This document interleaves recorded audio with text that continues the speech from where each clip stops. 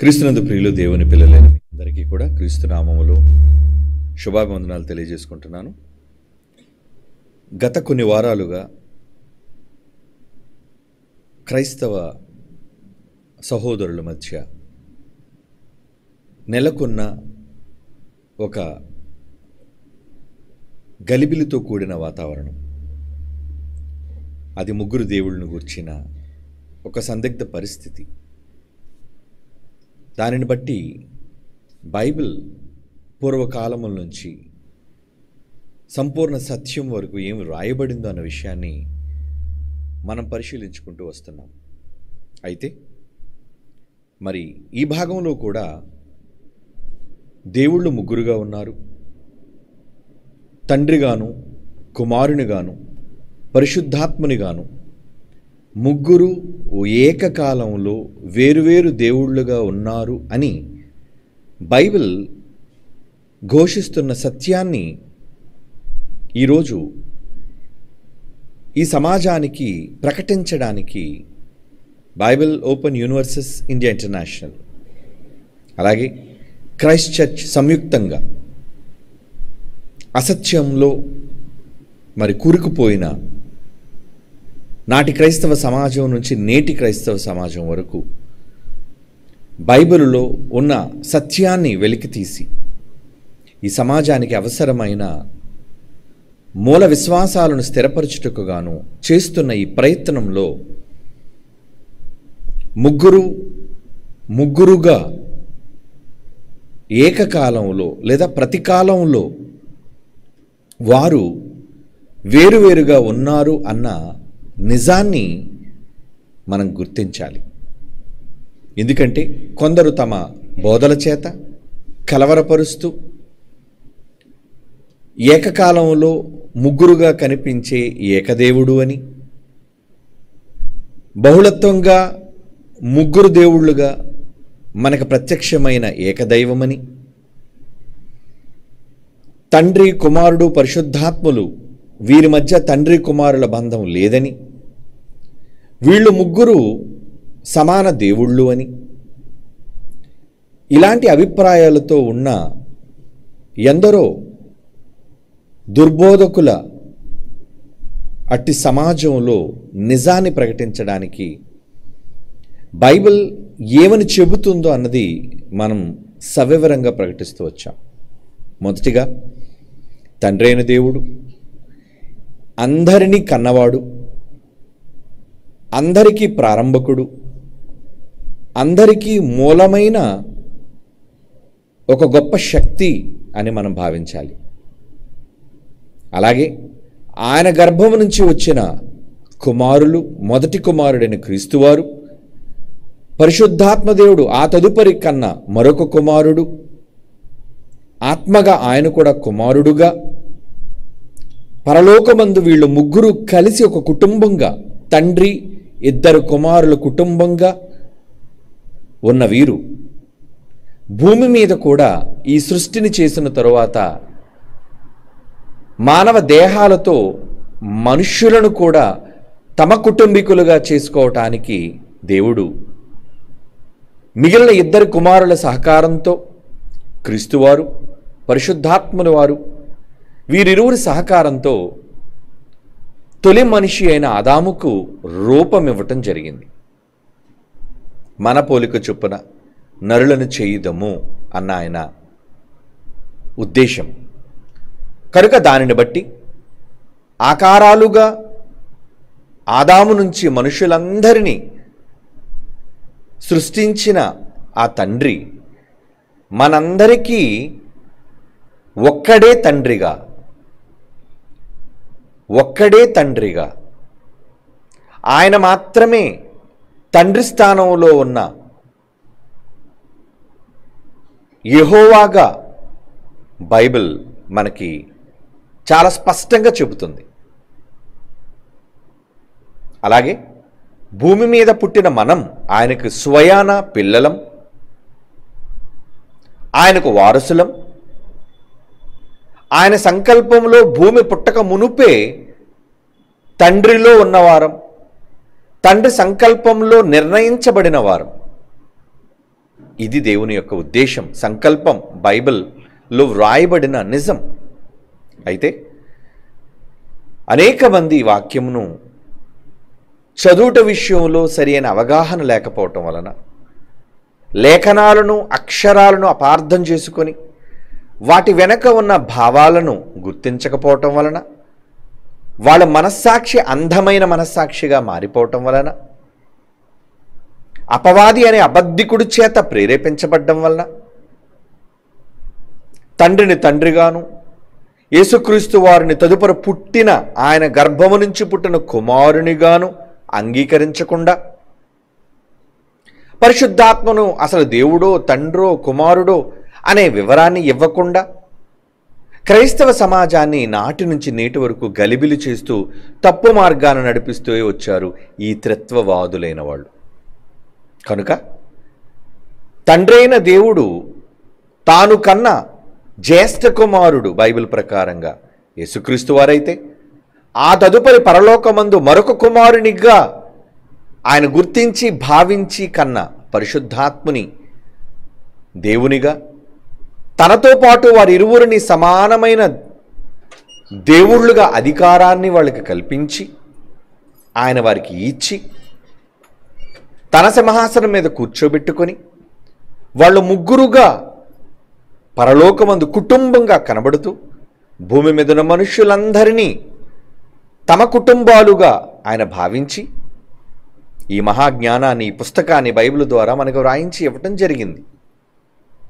కానీ దానిని అర్థం కాక ముగ్గురు కూడా ముగ్గురుగా కనిపించే ఒక్క దైవము, అంటే ఆయన తప్ప వేరొక ఎవరు దైవం కారు అని బైబిలులో వ్రాయబడిన మాటను, నేను తప్ప వేరొక దేవుడు ఉండకూడదు అనే ఒక్క మాటను మాత్రమే ఆధారం చేసుకొని, అది ఏ దేవుడు, తండ్రైన దేవుడుగా మీకు ఎవరు ఉండకూడదు అని కొత్త నిబంధనలో యేసుక్రీస్తు వారు చెప్పిన సర్వసత్యములోని మాటలను ఆపాదించుకొనక, మనకు ఒక్క దేవుడే, అది క్రీస్తువారైనా పరిశుద్ధాత్ముడైనా ముగ్గురుగా కనబడుతున్న దేవుడు మనకెప్పుడు ఒక్కడే అని చెబుతూ, మనం ఎవ్వరం దేవుళ్ళం కాము, దేవుని గర్భం నుంచి వచ్చిన వాళ్ళము కాము, మనం దైవాలుగా సరితూగము అని బైబిల్లో చెప్పబడిన మాటలను వ్యతిరేకిస్తూ, ఎందుకంటే తండ్రైన దేవుడు 82 కీర్తనలో 1-6 వచనాల్లో మీరు దైవములు అన్నందుకు దానికి మరలా వక్రభాష్యం చెబుతూ, అప్పటి వరకు ఒక్క దేవుడే ఇంకెవరూ దేవుళ్ళు కారు అన్నవాళ్ళు మాట మార్చి, ఎలా మాట మార్చారు? వాళ్ళ దేవుడు తీర్పు తీర్చడానికి, న్యాయం తీర్చడానికి పెట్టాడు కనుక వాళ్ళని దైవాలుగా గుర్తించాడు అని మరలా దాన్ని తప్పక ఒప్పుకొని, అంటే మనుష్యులైన వాళ్ళని దేవుడు దైవములుగా అంగీకరించాడనే దాన్ని ఖచ్చితంగా వాళ్ళు అంగీకరించి మాట మార్చటం జరిగింది. అది మీ అందరికీ తెలుసు. ఇకపోతే ఇదే మాటని యోహాను సువార్త 10వ అధ్యాయంలో యేసుక్రీస్తు వారు చెబుతూ, మీరు దైవములని నేనంటిని అని చెబుతూ, దైవాలుగా మిమ్మల్ని కూడా దేవుడు గుర్తించాడు అని పాత నిబంధనలోనే వ్రాయబడింది ప్రవక్తల గ్రంథాల్లో. మీరు ఎందుకు అంధులుగా నేను కుమారుణ్ణి అన్నందుకు ఎందుకు మీరు నన్ను చంపాలి అనుకుంటున్నారంటే, నేను ఆయనకు పుట్టకూడదా? ఈరోజు ఎలాగైతే కుమారుడు తండ్రికి కుమారుడు కాడు, తండ్రికి యేసుక్రీస్తు వారు పుట్టిన కుమారుడు కాడు అని అంగీకరించడానికి ఒకనాటి యోధ జాతి ఎలాగైతే రాళ్ళెత్తి యేసుప్రభు వారినే దాడి చేయడానికి సిద్ధపడ్డారో, అటువంటి మనస్తత్వాన్ని అదే అపవాది అనుచరులుగా ఈరోజు కూడా యేసుక్రీస్తు వారు దేవుని కుమారుడు, దేవునికి పుట్టాడు, ఆయన నాకు తండ్రి అన్నందుకు దేవదోషణ పేరట ఇది తప్పు. యేసుక్రీస్తు వారు దేవునికి కుమారులు కారు, ఆయన కూడా సమానమైన దైవమే. కనుక ముగ్గురు దైవాలుగా ఆది నుంచి ఉన్న వాళ్లే, ఒక్క దేవుడే ముగ్గురుగా కనబడుతున్నాడు అనే ఇటువంటి భయంకరమైన దుర్బోధను ప్రజల మధ్య చేస్తూ, దేవుని వాక్యము ఎవరికి వచ్చినా వాళ్ళు దైవములు అనగా, దైవము అనగానే గుణమని, ఆ దైవత్వం యొక్క లక్షణాలు మనలో దేవుడు ఉండాలని కోరుకుంటున్నాడన్న యేసుక్రీస్తు వారి మాట కానీ తండ్రి అయిన దేవుని మాట కానీ అర్థం కాక అపార్థం చేసుకొని, అంటే మనం కూడా దైవాలమా?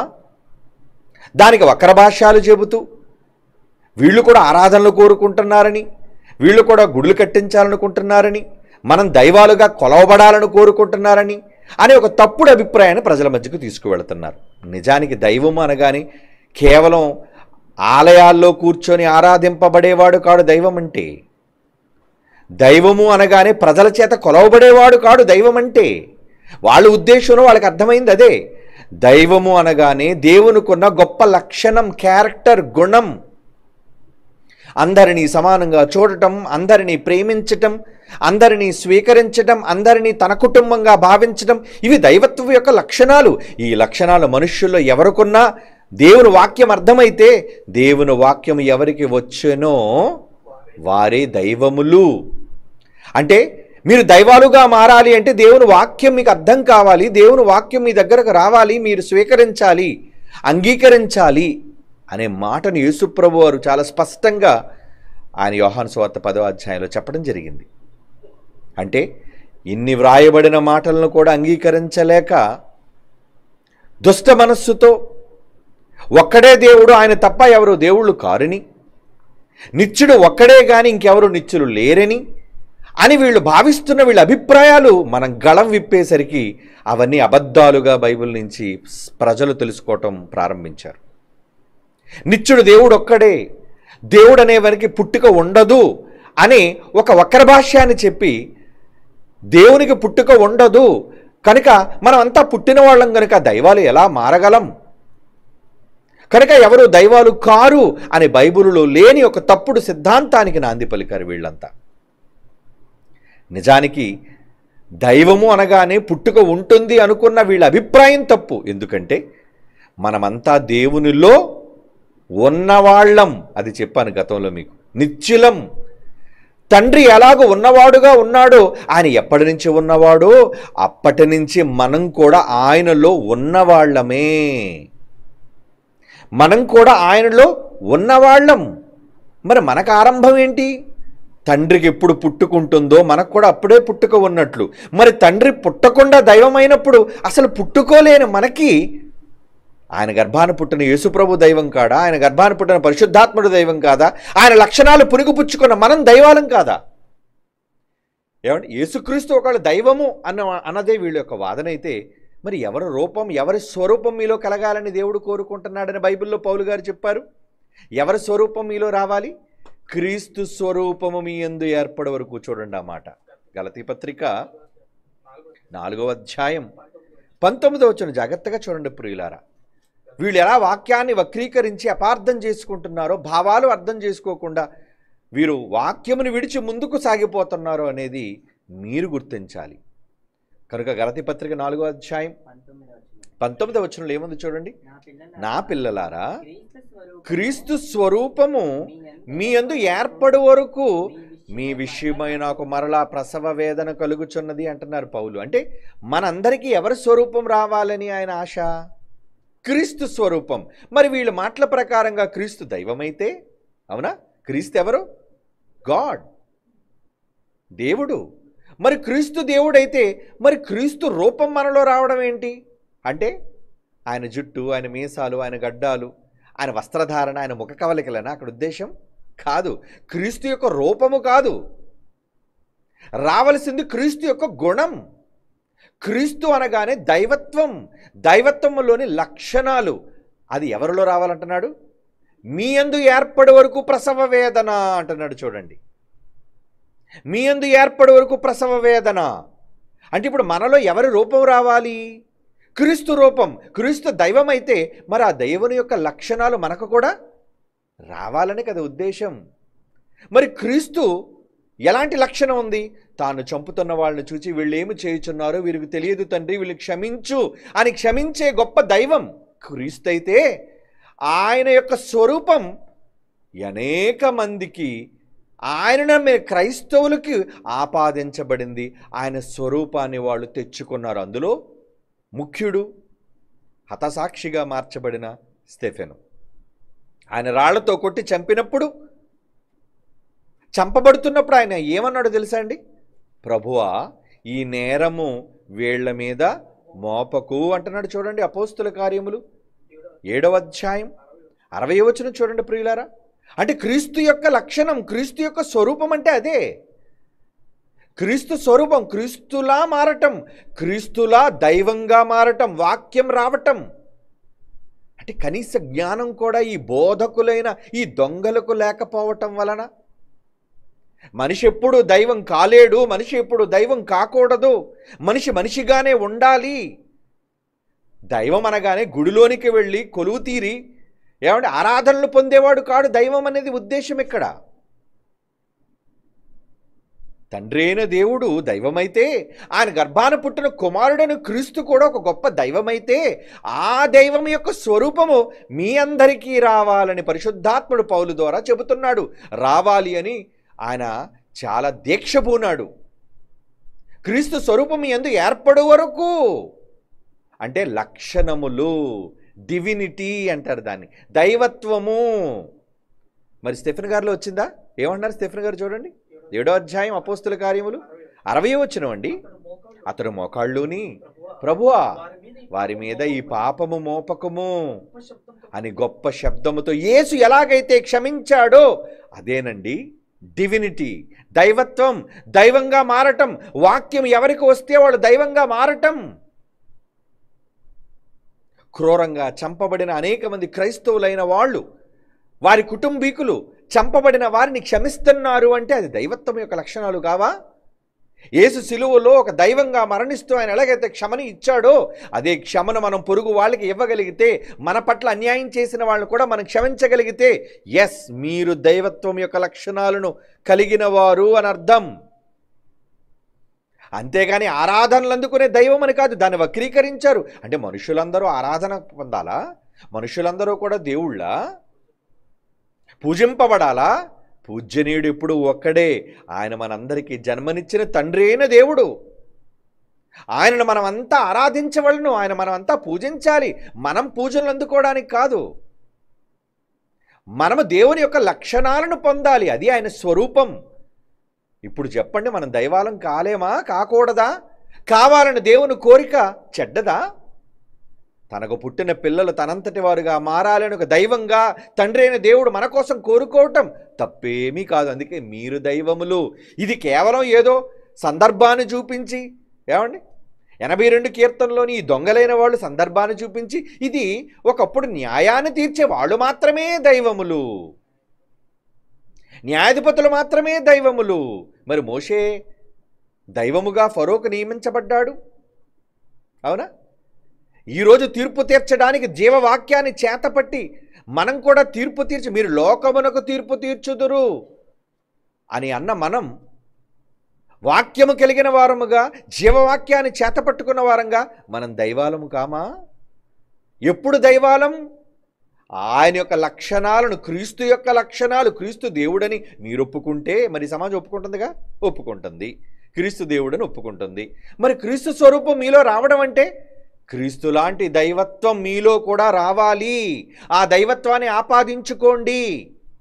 దేనికి? పూజింపబడ్డానికి కాదు, క్రీస్తులా క్షమించడానికి, క్రీస్తులా సమానంగా చూడడానికి, క్రీస్తులా ప్రేమించడానికి.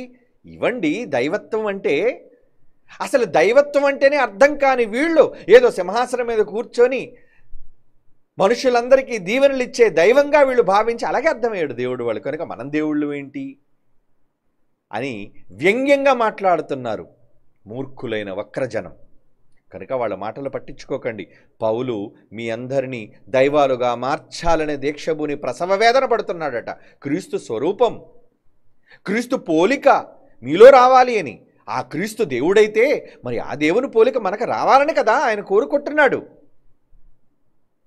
దేవుని పిల్లలారా, కనుక ఇలా దేవుని గూర్చిన అవగాహన లోపించిన వీళ్ళు, బైబిల్లో అక్షరజ్ఞానం లేని వీళ్ళు ఏవో కొన్ని మాటలను చూపించి, ఏమండి తండ్రి, కుమారుడు, పరిశుద్ధాత్మ ముగ్గురు వేరువేరుగా ఉన్నా వేరువేరుగా లేరు, ఒక్క నామం కలిగి ఉన్నారు గనుక ఒకే దైవం అని ఒక తప్పుడు మాటను వాళ్ళను, ఏమండి మాట వాళ్ళు పలుకుతున్నారు. బైబిల్లో రాయబడిన ఒక మంచి మాటను వక్రీకరించి దాన్ని ఆధారంగా చేసుకొని దాని వెనక ఉన్న భావాన్ని ఆలోచించకుండా ఎలా తప్పుగా మాట్లాడుతున్నారు. ఇప్పుడు మనం వెళదాం బైబిల్లోనికి. మత్తయి సువార్త 28వ అధ్యాయం 19వ వచనం. యేసుక్రీస్తు వారు తిరిగి లేచిన తరువాత సమాజానికి ఏమని ఆజ్ఞాపిస్తున్నారు చూడండి. మత్తయి సువార్త 28వ అధ్యాయం 19వ వచనం, కాబట్టి మీరు వెళ్ళి సమస్త జనులను శిష్యులుగా చేయుడి, తండ్రి యొక్కయు కుమారుని యొక్కయు పరిశుద్ధాత్మ యొక్కయు నామములోనికి వారికి బాప్తిస్మం ఇచ్చుచు. ఇక్కడ ఏమంటున్నాడు? ఒకే నామం కదా, నామము అని అంటున్నాడు కదా. అంటే ముగ్గురు దైవములు ఉన్నా, ముగ్గురు దైవములు తండ్రి యొక్కయు కుమారుని యొక్కయు పరిశుద్ధాత్మ యొక్కయు నామములోనికి ఒక్క నామమే గనుక, నామము ఒక్కటే గనుక దైవము ఒక్కటే అని మూర్ఖులు వాదిస్తున్నారు. దానికి సంబంధించిన వివరణ ఈరోజు మీకు స్పష్టంగా ఇవ్వబోతున్నాను. పిల్లలారా తెలుసుకోండి. ఏమని? తండ్రి కుమారుడు పరిశుద్ధాత్మ నామములలోనికి అనలేదు కదా. అంటే ముగ్గురుంటే 3 నామాలుంటాయి, ముగ్గురు వ్యక్తులైతే కదా 3 పేర్లుంటాయి. కానీ ముగ్గురుగా మనకు కనిపించే ఏకదైవం, ఒక్క నామం, ఒక్క దైవం అని మరలా ఒక్క దేవుడి దగ్గర నిలబడుతున్నారు వీళ్ళు. సరే, వాళ్ళు ఎలాగా తమను దేవుళ్ళుగా మార్చడం వాళ్ళకి ఇష్టం లేదు, వాళ్ళు దేవుళ్ళుగా మారటం, క్రీస్తు స్వరూపంలోకి మారడం వాళ్ళకి ఇష్టం లేదు. దెయ్యాలుగానే కొనసాగాలనుకుంటారు. పోనీ దెయ్యాలుగా వాళ్ళు కొనసాగనివ్వండి. కనీసం దేవుళ్ళుగా తండ్రి కుమారుడు పరిశుద్ధాత్మ ముగ్గురు కనబడుతున్నప్పుడు వాళ్ళు ముగ్గురు దైవాలా కారా, వాళ్ళు ముగ్గురు వేరా కారా అన్న విషయాన్ని గురించి అవగాహన లేకుండా ముగ్గురు అయితే ఒక్క పేరు ఎందుకు చెబుతాడు? నామములోనికి అన్నాడు కదా. నామం ఒక్కటే గనుక దైవము ఒక్కటే అని వీళ్ళు మాట్లాడుతున్నారు. దేవుని పిల్లలారా, ఇక్కడ జాగ్రత్తగా ఆలోచించండి. నామం ఒక్కటి గనుక, ఆ నామము ఏమండి ఒక్కటే గనుక, తండ్రికి ఉన్న నామమే కుమారునికి ఉంది గనుక, కుమారునికి ఉన్న నామమే పరిశుద్ధాత్మకు ఉంది గనుక, ఒకరి నామం ఒకరికి ఉంది గనుక ఒకరి నామం మరొకరుకుంటే ఇద్దరు ఉండకూడదా? ముగ్గురు ఉండకూడదా? ముగ్గురికి ఒక్క నామం ఉండకూడదా? ఇది మనం ఆలోచించాలి. ఎందుకంటే నేను నా తండ్రి నామములో పంపబడ్డాను. ఏమండి? బైబిల్లో వీళ్ళు చూపించే మాట ఒకటి చూద్దాం. నిర్గమాకాండం తీయండి పిల్లలారా. నిర్గమాకాండం 22వ అధ్యాయం, నిర్గమాకాండం 23వ అధ్యాయం 21వ వచనం. నిర్గమాకాండం 23వ అధ్యాయం 21. ఆయన సన్నిధిని జాగ్రత్తగా ఉండి ఆయన మాట వినడం, ఆయన కోపము రేపవద్దు, మీ అతిక్రమములు ఆయన పరిహరింపడు, నా నామం ఆయన కొన్నది. ఇక్కడేనండి ఈ మాటలు చూపించి ప్రజలను తప్పుత్రోవ పట్టిస్తున్న ఈ దొంగ బోధక జనాంగం. ఇక్కడ ఏమంటున్నాడు? నా నామము ఆయన కొన్నది. అంటే మీ మధ్యకు యేసుప్రభు అనే వ్యక్తి వస్తున్నాడు కదా, ఆయనకున్నది ఏంటి? నా నామం ఆయనకున్నది. ఏమండి? 40వ అధ్యాయం యెషయా గ్రంథం 3వ వచనం చూడండి. యెషయా గ్రంథం 40వ అధ్యాయం 3వ వచనం. ఆలకించిన అడవిలో కూడా ప్రకటించుచున్నాడు. ఇది యేసుప్రభును గురించిన వాగ్దానం కదండి, యేసుప్రభును గురించిన ప్రవచనం. ఎట్లనగా అరణ్యములో యెహోవాకు మార్గము సిద్ధపరచుడి. యెహోవా యెహోవా యెహోవా యెహోవాకు మార్గం అంటున్నాడు కదా. అంటే వచ్చింది ఎవరు? యెహోవాయే వచ్చాడు. ఎలా వచ్చాడు? యేసుప్రభుగా వచ్చాడు. కనుక యెహోవా అయినా యేసుప్రభు అయినా ఒక్కడే. ఆయన నామమే ఈయనకుంది, ఆయన పేరే ఈయనకి పెట్టబడింది. ఇప్పుడు మన నిర్గమ 23, 21లో చదువుకున్నట్లుగా నా నామం ఆయనకున్నది. అంటే అదే పేరు మీద వచ్చాడు కనుక వచ్చింది ఒకటే. ఏమండి? ఈ మాటలు వీళ్ళు మాట్లాడుతున్నారు. అంటే నామం ఒకటి కనుక క్రొత్త నిబంధనలో ఎందుకు ఆ మాట రాయించాడన్న భావం వీళ్ళకి అర్థం కాక, నామం ఒకటే కనుక వ్యక్తి ఒక్కడే, నామం ఒకటే కనుక దేవుడు ఒక్కడే. ముగ్గురు దేవుళ్ళు ఉంటే 3 పేర్లు చెప్పాలి కదా. మరి అలాంటప్పుడు తండ్రి కుమారుడు పరిశుద్ధాత్మను ముగ్గురు ఎందుకు చెప్పాలండి? 4 చెప్పొచ్చు కదా, 5 చెప్పొచ్చు కదా, లేదా ఒకే దైవం అని చెప్పొచ్చు కదా, నేను ఒక తండ్రిని తప్ప ఇంకెవరు లేరని చెప్పొచ్చు కదా. ఆ మాత్రం కూడా కనీస ఇంగితం కూడా లేని వీళ్ళు ఎందుకు మాటలు రాయబడ్డాయో, ఆ మాటల వెనుక ఆంతర్యం ఏంటో అనేది తెలియక పొరపడుతూ పిచ్చి మాటలు వీళ్ళు మాట్లాడుతున్నారు. ఏమండి? కనుక దీనికి సంబంధించి మనం ఆలోచించవలసిన విషయం ఏంటంటే, వ్యక్తులు వేరైనా, బాగా వినండి, వ్యక్తులు వేరైనా నామము ఉంటుంది, నామము పెట్టబడుతుంది. యేసుప్రభు వారిని గురించి యెషయా గ్రంథం 9:6లో మనం చదువుకున్నట్లుగా యేసుప్రభు వారికి చాలా పేర్లు పెట్టబడ్డాయి. అందులో ఒక పేరు ఆయనకి ఏముందంటే నిత్యుడగు తండ్రి అని క్రిందన చాలా పైన చెప్తాడు. సమాధానకర్త, బలవంతుడైన దేవుడు, ఆశ్చర్యకరుడు, ఆలోచనకర్త అని చెబుతూ క్రిందన ఏమన్నాడు చూడండి, నిత్యుడగు తండ్రి, సమాధానకర్తయగు అధిపతి అని అతనికి పేరు పెట్టబడును. అంటే పేరు పెట్టబడుతుంది ఆయనకి. ఇవన్నీ పేర్లు. నిత్యుడుగు తండ్రి అనే కూడా పేరు. అంటే తండ్రి అనే పేరు ఉంది కానీ ఆయన తండ్రి కాడు. తండ్రి అనే పేరు పెట్టబడుతుంది, తండ్రి పేరు పెట్టబడుతుంది, కానీ ఆయన తండ్రి కాడు. ఈ విషయాన్ని గురించిన అవగాహన వాళ్ళు లోపించడం వల్ల, అంటే పేరు పెట్టబడితే ఒక్కడేనా, ఇద్దరు ఉండకూడదా? ఏమండి, పేరు పెట్టబడితే ఒక్కడేనా, ఉండకూడదా?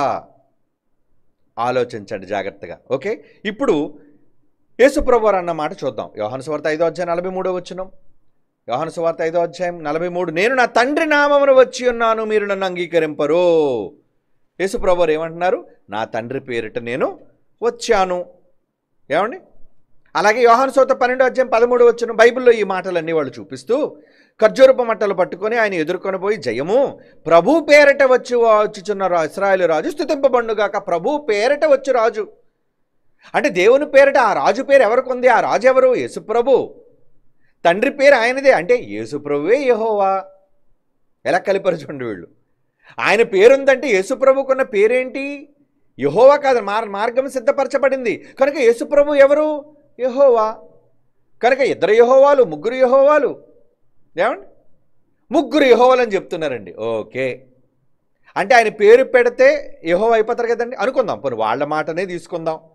తండ్రి పేరు యేసు ప్రభువుకు పెట్టబడింది కాబట్టి యేసు యెహోవా అని కదా వాళ్ళ వాదన. అనుకుందాం, తండ్రి పేరు కుమారునికి పెట్టబడింది. ఎందుకంటే ఇప్పుడు మనం చదివాం కదండి, నా నామం ఆయనకు ఉన్నదని నిర్గమాలో చెప్పిన మాట, యోహాను సువార్త 5:43లో నేను నా తండ్రి నామమును వచ్చి అని యేసు ప్రభువు చెప్పిన మాట. దీనిని బట్టి ఏంటంటే తండ్రి నామము ఉంటే ఏమండి యెహోవా, ఎందుకంటే ఆయన తండ్రి యెహోవా పేరు కాబట్టి కొడుకు కూడా యెహోవా అన్న పేరు రావాలి. కనుక ముగ్గురు యెహోవాలే. యేసుప్రభు కూడా యెహోవా. అంటే నామం పెట్టబడితే యెహోవా అన్నది నిజమైతే, కమాన్, ఇప్పుడు మీకు అసలైన మాట చూపిస్తాను. ఏంటా మాట? ఇర్మియా గ్రంథం. వెరీ వెరీ ఇంపార్టెంట్ పిల్లలారా, జాగ్రత్తగా నోట్ చేసుకోండి. ఇర్మియా గ్రంథం 14వ అధ్యాయం 9వ వచనం. ఈ మాటలన్నీ మీరు చూడాలి. ఇర్మియా గ్రంథం, ఎందుకంటే బైబిల్లోని సారం, బైబిల్లోని భావం, అక్షర జ్ఞానం లేని ఈ మూర్ఖతరం వాళ్ళు ఏమండి వక్రీకరించి బైబిల్ని ఎలా చెబుతున్నారో ఇప్పుడు మీకు అర్థమవుతుంది. ఇర్మియా గ్రంథం 14:9, భ్రమసి ఉన్న వాని వలె రక్షింపలేని సూర్యుని వలన నీవేళ ఉన్నావు యెహోవా, నీవు మా మధ్య ఉన్నావు. యెహోవా ఎవరి కోసం చెప్తున్నాడు ఈ మాట? యెహోవా, నీవు మా మధ్యనే ఉన్నావే, మేము నీ పేరు పెట్టబడిన వారము, మమ్మును చెయ్యి విడువకమో. ఇప్పుడు ఆయన పేరు యేసుకే పెట్టబడిందా, ఇంకెవరికైనా పెట్టబడిందా? ఇప్పుడు గొంతులో విలక్కాయ పడతారు చాలామందికి. ఏమండి, యేసు మాత్రమే యెహోవా, యేసు మాత్రమే యెహోవా, ఆయన పేరు ఆయనకి మాత్రమే పెట్టబడిందంటే పిల్లలుగా మన పిల్లలం కాదా? ఏమంటే ఆయన పేరు తన కొడుకు జ్యేష్ఠ కుమారుడికి పెట్టుకుంటే దేవుడు పక్షపాతి కాడా? కానీ మన తండ్రి పక్షపాతి కాడండి. Gentlemen, great man, great father, supreme. ఆయన ఎంత మంచోడు అంటే ఆయన పేరు తన గర్భాన పుట్టిన పిల్లలందరికీ పెట్టాడు. అది యేసుకు పెట్టాడు, తన గర్భాన పుట్టిన పరిశుద్ధాత్మకు పెట్టాడు, ఇంకెవరికి పెట్టాడని చెప్తున్నాడు చూడండి. యెహోవా, నీవు మా మధ్యనున్నావే, మేము నీ పేరు పెట్టబడిన వారము. అంటే తండ్రి పేరు ఆయన ప్రజలకు ఉందా లేదా? ఉంది. అంటే ఇప్పుడు ఆయన పేరుతో మనం కూడా పిలవబడొచ్చా యెహోవా? చెప్పండి. ఎస్, యెహోవా అనగానే యేసు మాత్రమే యెహోవా, ఆయనకు మాత్రమే ఉందా తండ్రి పేరు? మనకు లేదా? మనకి కూడా ఆయన పేరు పెట్టబడింది. ఇంకో మాట చూడండి, ఇర్మియా గ్రంథం 15వ అధ్యాయం 16వ వచనం. ఇర్మియా గ్రంథం 15వ అధ్యాయం 16వ వచనం. నీ మాటలు నాకు దొరకగా నేను వాటిని భుజించి తిని. వాక్యం. సైన్యములకు అధిపతి యెహోవా దేవా, యెహోవా దేవా అంటున్నాడు చూడండి. యెహోవా ఎవరి కోసం చెప్తున్నాడు ఈ మాట? సైన్యములకు అధిపతి యెహోవా దేవా, నీ పేరు నాకు పెట్టబడెను గనుక నీ మాటలు నాకు సంతోషము, నా హృదయమునకు ఆనందమును కలుగజేయుచున్నవి. ఇప్పుడు చెప్పండి, ఆయన మాటలు దొరికిన మీరు కూడా ఎవరి పేరు పెట్టబడిన వారు? ఆయన పిల్లలైతే దేవుని వాక్యం ఎవరికి వచ్చనో వారే దైవములు. రోడ్డు మీద తిరిగి ఆవారగాళ్ళంతా దైవాలు కారు. దేవుని వాక్యాన్ని అంగీకరించిన వాళ్ళంతా దైవాలు కారు. దేవుని వాక్యం ఎవరి దగ్గరకు వస్తుందో, ఎవరు తండ్రిని కుమారుని అంగీకరిస్తారో వారు దైవములు. వారికి మాత్రమే ఆయన పేరు అంకితం పెట్టబడుతుంది. ఇప్పుడు చెప్పండి, యెహోవా, నాకు యెహోవా అనే పేరుందా? ఎస్, ఘంటాపదంగా చెబుతాను నేను. నా పేరు కూడా నా తండ్రి పేరు ఉంది, ఎందుకంటే నేను ఆయన వంశం, ఆయన అక్షయ బీజం నుంచి వచ్చిన వాడిని. నేను బైబిల్ ఒప్పుకుంది. నేను ఎక్కడి నుంచి వచ్చానని చెప్పింది బైబిల్. శాశ్వతులకు దేవుని అక్షయ బీజం నుంచి పుట్టింపబడిన వారము అన్నాడు పేతురుపత్రికలో. అంటే ఎస్, నేను పుట్టాను ఆయనకి. పుడితే నా తండ్రి ఇంటి పేరు నాకు నేను తెచ్చుకోవడం ఏంటి, నాకు పెట్టడం ఏంటి? నాకు బై బర్త్ వస్తుంది అది. అంటే ఏమిటి, ఆస్తి వాటా ఇస్తే వస్తుందా? ఇవ్వకపోయినా ఆస్తి హక్కు ఉందా? ఎవరు వ్రాసినా వ్రాయకపోయినా ఆయన గర్భాన పుట్టినందుకు ఆస్తి హక్కు తల్లిదండ్రుల నుంచి పిల్లలకి ఎలాగైతే సంక్రమిస్తుందో పుట్టుక ద్వారా, తండ్రి అయిన దేవునికి పుట్టిన మనకు కూడా ఆయన పేరు కూడా సంక్రమిస్తుంది.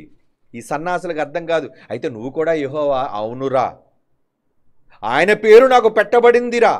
నీకు పెట్టబడలేదురా, ఎందుకంటే నువ్వు అంగీకరించటం లేదు కదా. వాక్యం నీ దగ్గర లేదు కాబట్టి ఆ పేరు నీకు చెందదు. నేను అంగీకరిస్తున్నాను కనుక ఎవరు తండ్రి వాక్యాన్ని అంగీకరిస్తారో, దేవా యెహోవా నీ పేరు మాకు పెట్టబడిన వారము, నీ పేరు నాకు పెట్టబడను అంటున్నాడు. చూడండి ప్రవక్త, ఎంత బాగుంది ఈ మాట. ఇంకా ఇంకా ఇంకా చూద్దాం, చాలా దెబ్బలు ఉన్నాయి. యెషయా గ్రంథం 43. అంటే ఎన్ని చోట్ల ఎంతమంది ప్రవక్తల ద్వారా నామము చెబుతారు. ఎందుకంటే నామం కదా, ఏకనామం ఏకనామం ఏకనామం అని పిచ్చెక్కే ఈ వాగుడుకాయలు నోరు ముయించాలి అంటే, ఏకనామం అంటే ఆయనకున్న నామం క్రీస్తుకే కాదురా పిచ్చోళ్ళారా. ఆయన గర్భాన్న పుట్టే అక్షయ బీజం నుంచి వచ్చిన ప్రతి ఒక్కరికి ఆయన పేరు సంక్రమిస్తుంది. ఏంటది? యెషయా గ్రంథం 43 3వ వచనం 7వ వచనం చూడండి.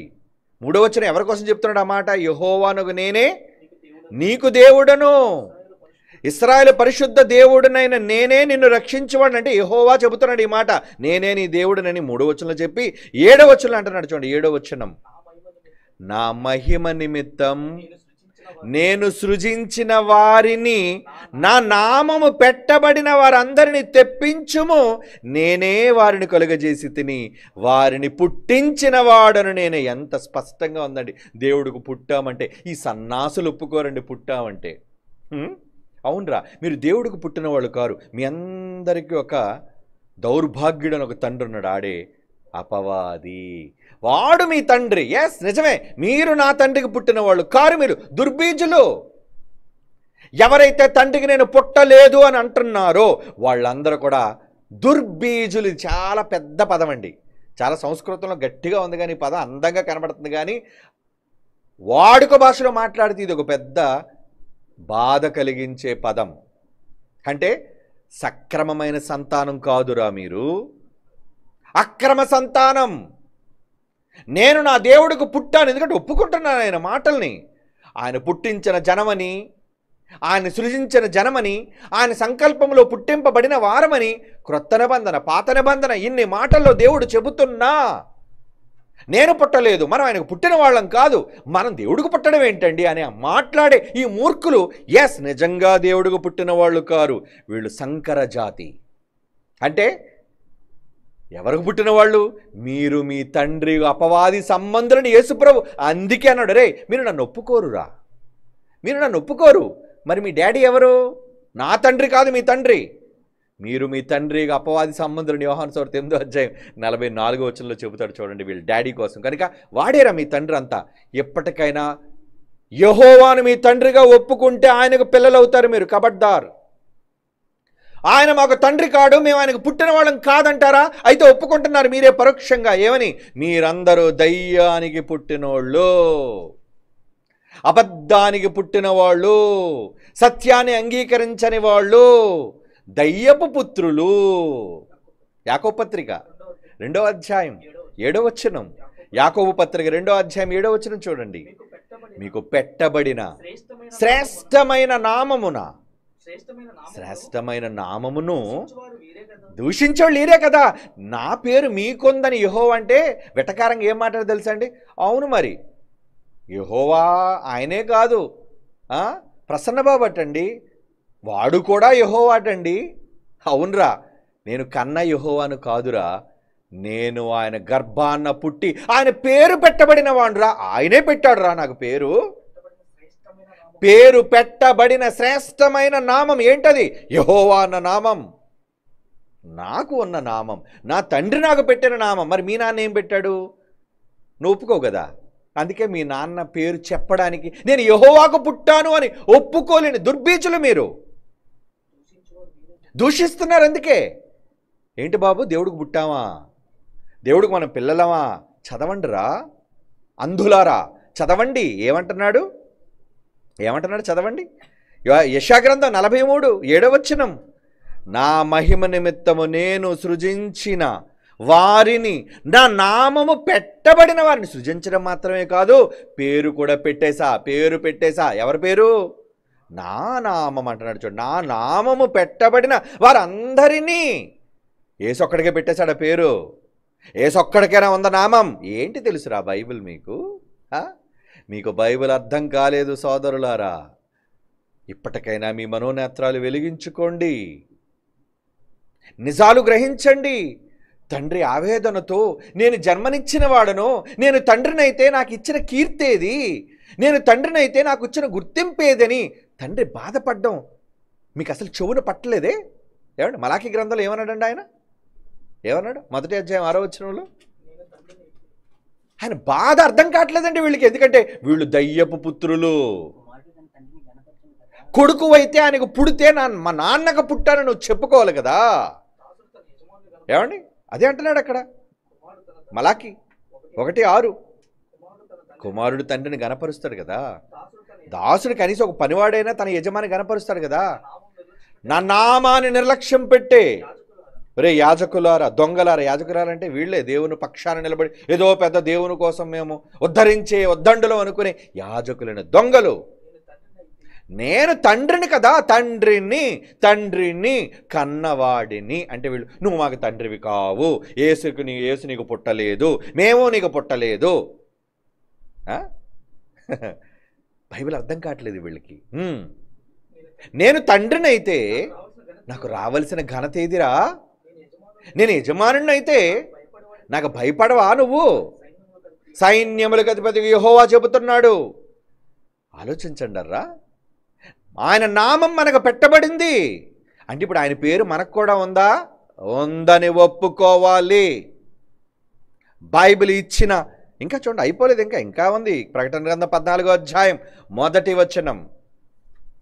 ప్రకటన గ్రంథం 14వ అధ్యాయం 1వ వచనం. మరి నేను చూడగా ఇదిగో గొర్రెపిల్ల సీయోను పర్వతం మీద నిలబడి ఉండను, ఆయన నామము, ఆయన తండ్రి నామము నొసళ్ళ యందు లిఖింపబడిన 144,000 మంది ఆయనతో కూడా ఉండిరి. 2 పేర్లు రాశారటండి. ఎవరెవరి పేరు ఉందట వాళ్ళకి? ఎవరి 144,000 మంది? 144,000 మంది ఎవరు? ఆయనను స్వీకరించిన జనాంగం. ఇశ్రాయేలు మాత్రమే కాదు, ఈరోజు ఆయన అంగీకరించిన వాళ్ళమైతే అబ్రహాము సంతానం మనం కూడా. ఇశ్రాయేలు మాత్రం అబ్రహాం సంతానమా? విశ్వాసము ద్వారా మీరు కూడా అబ్రహాము యొక్క సంతానం అన్నాడు గలతీ పత్రికలో. ఏమండి 3వ అధ్యాయం చివరి మాటలు. ఆ పక్షమందు మీరు కూడా అబ్రహాము సంతానం, దేవునికి పిల్లలు, అబ్రహాముకు పిల్లలు కనుక నమ్మితే మీరు కూడా పిల్లలైతే మీ నొసళ్ళ మీద ఏమి రాశారట? ఆయన నామము అంటే యేసునామము మీ మీద రాయబడిందట. అంటే మనకు యేసు పేరు పెట్టాడా? ఎస్. ఆయన నామము, ఆయన తండ్రి నామము నొసళ్ళ యందు లిఖింపబడి ఉన్న నొసళ్ళ మీద రాసేసారట. అంటే నిజంగా నొసళ్ళ మీద అని కాదు, బ్రాండ్. ఎవరు మీరు? Who are you? మీకున్న పేరెవరిది? గొప్ప నామం కలిగిన జనం. ఆ నామం తన కొడుక్కే పెట్టుకోలేదు, యేసుకు మాత్రమే పెట్టేశాడు పేరు. అందుకే 2వ యెహోవా, పరిశుద్ధాత్మకు పెట్టాడు, అందుకే 3వ యెహోవా. 3 యెహోవాలని చెప్పుకునే మూర్ఖులు, మరి పిచ్చోళ్ళారా, వాళ్ళిద్దరికే కాదురా, తన నామాన్ని అంగీకరించే ప్రతి ప్రజకి నొసటి మీద ముద్రించేశాడు ఆయన పేరు, ఆయన కొడుకు పేరు. ఉందా మనకి పేరు? నీకుండదులే, ఎందుకంటే నీ నొసల మీద ఎవరున్నాడు? శాటన్. మీరు దుర్బీజులు కదా, ఏమండి? మీరు వక్ర సంతానం కదా, అంగీకరించిన వాళ్ళు. వాళ్ళంతా ఎవరి పిల్లలు? మీ తండ్రి వేరే కూడా ఉన్నాడు, వాడు అక్రమకారుడు, వాడి పిల్లలు, వాడి పేరు ఉంటుంది మీకు. కనుక నా తండ్రి పేరుని మీరు ఒప్పుకోరు, నేను యెహోవా పేరు నాకు ఉందంటే మీరు ఒప్పుకోరు. ఒప్పుకొని ప్రతి వాడు అపవాది పుత్రుడు. ఏమండి ఇంకో మాట చూద్దాం. ప్రకటన గ్రంథం 3వ అధ్యాయం 12వ వచనం.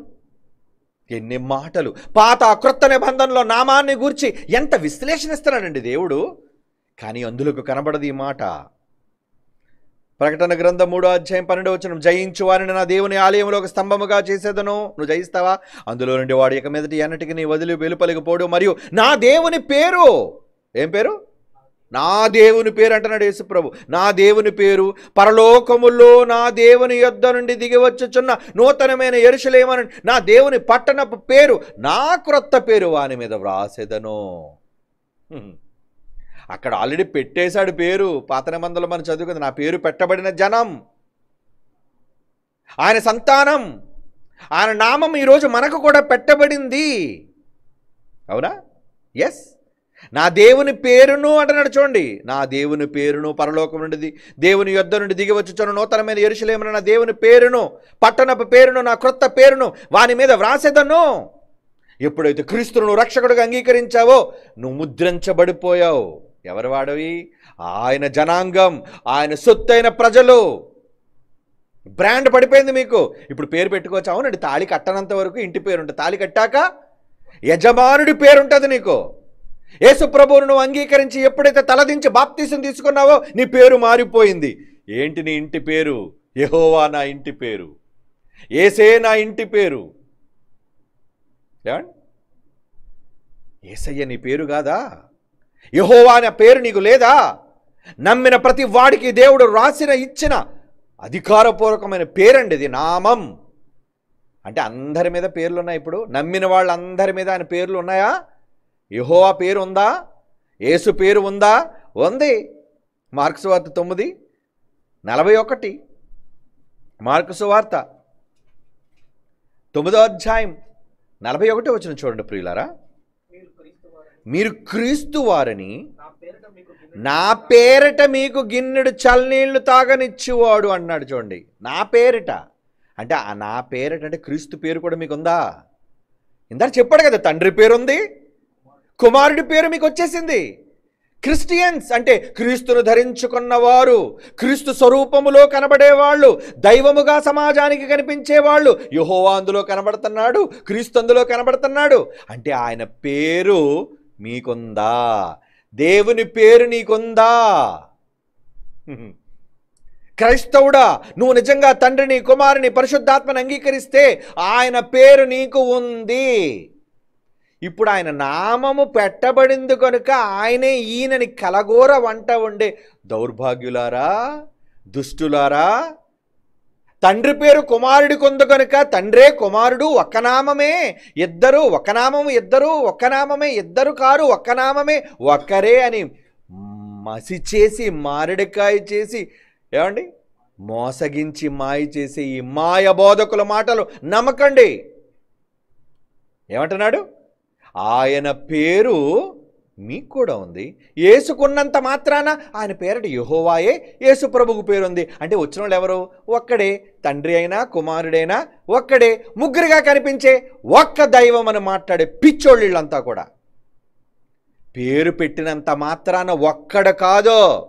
అలాగనుకుంటే మనందరికీ ఆయన పేరు పెట్టాడు కాబట్టి మనం వేరుగా లేవా, ఉన్నామా? చెప్పండి.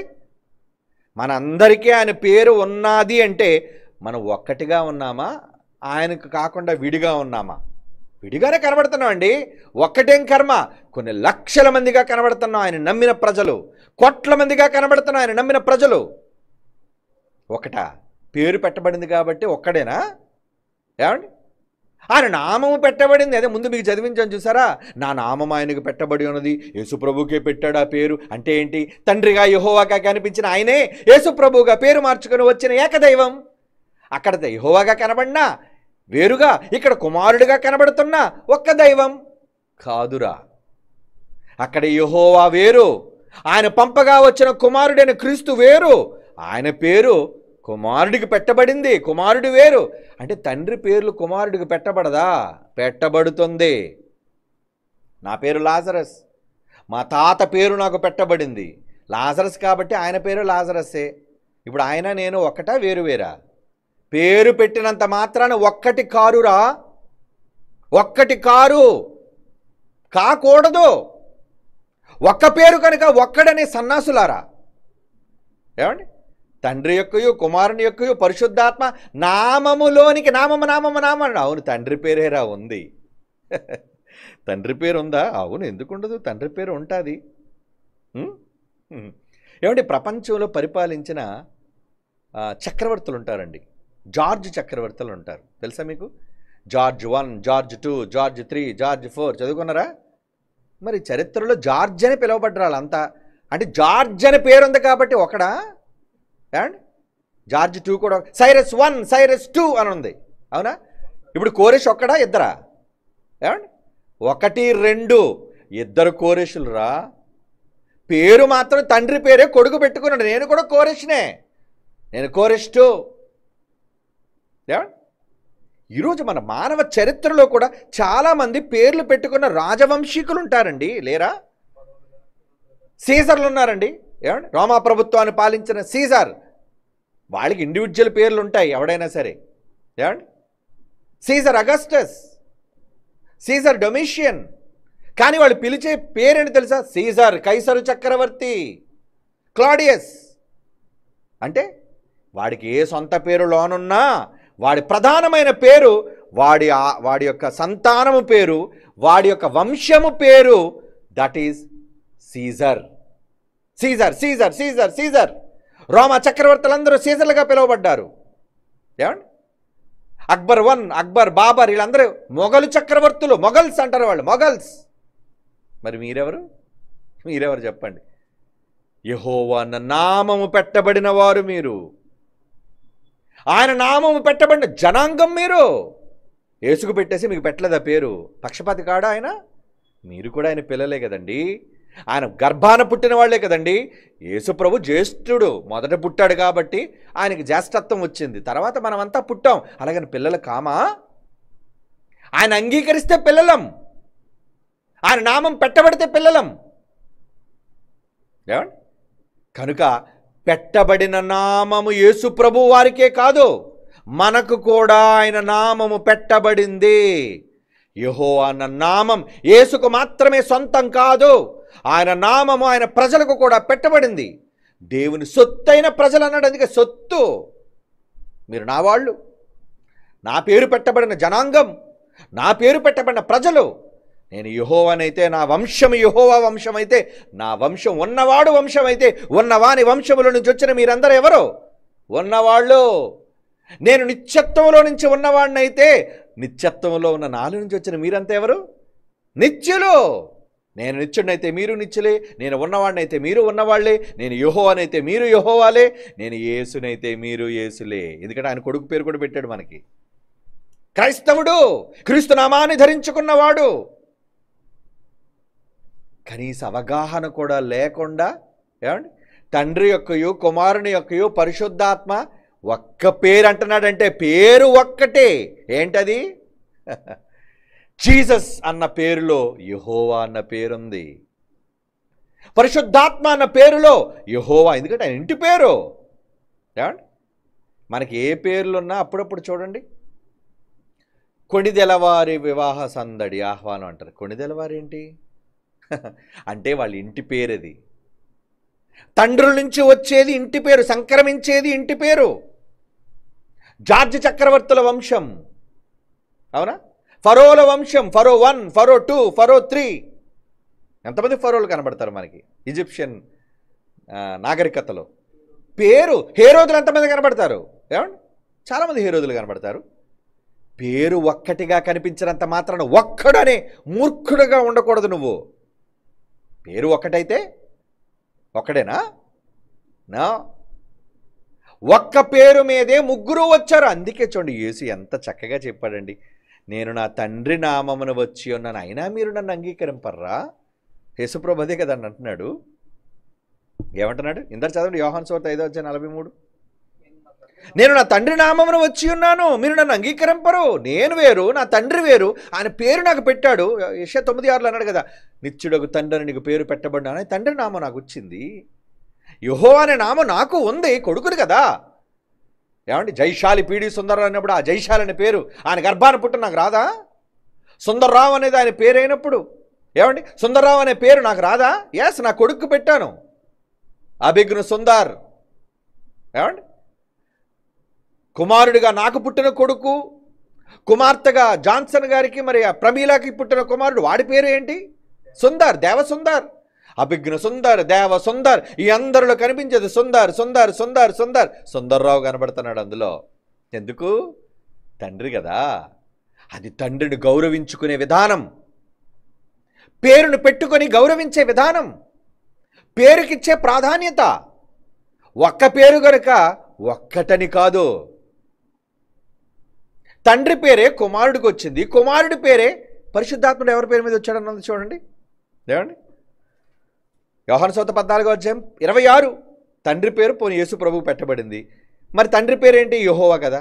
ఆయన పేరు యేసుకు వచ్చింది. ఇప్పుడు యేసు పరిశుద్ధాత్మ కోసం ఏమన్నాడు చూడండి. యోహాను సువార్త 14:26 ఆదరణకర్త అనగా తండ్రి నా నామమున పంపబోవు పరిశుద్ధాత్మ. అంటే తండ్రి నా పేరు మీదే పంపిస్తున్నాడు. ఎందుకంటే నా పేరు ఎవరిది?